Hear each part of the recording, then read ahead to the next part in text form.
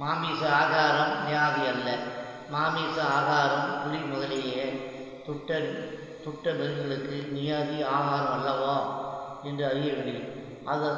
அது அவ்வுயிர்களுக்கு திருஷ்டி நியாதி ஆகாரம் அல்ல, பரம்பரை பழக்கத்தால் பெற்ற ஆகாரம் என்று அறிய வேண்டும். ஆகலில் அதை நிவர்த்தி செய்து தத்துவ ஆகாரங்களை புசிக்கும்படி செய்யவும் கூடும்.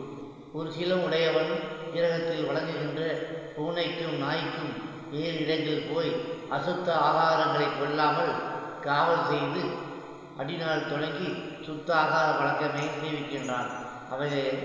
அவைகளை புதுப்பித்து உயிர் வாழ்கின்றன. அப்படியே புலி சிங்கம் முதலிய துட்ட வர்க்கங்களை மேல் நின்று சுத்த ஆகாரத்தால் பழகுவான். இல்லாமையால் அசுத்த ஆதாரங்களின் புழக்கத்தால் புசிக்கின்றன என்று அறிய வேண்டும். ஆகலில் ஒரு ஜீவனை கொண்டு மற்றொரு ஜீவனுக்கு பசியாற்றி வைத்தால் கடவுளுக்கு சம்மதம் அல்ல, ஜீவகாரிய ஒழுக்கம் அல்ல என்று சத்தியமாக அறிய வேண்டும்.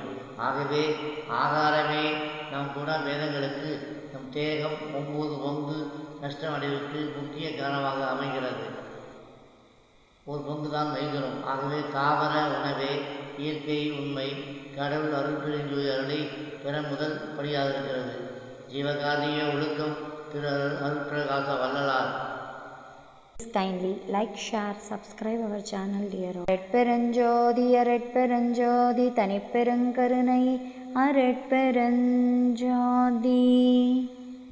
கொல்லா நெறி குவலயமெல்லாம் ஓங்குக.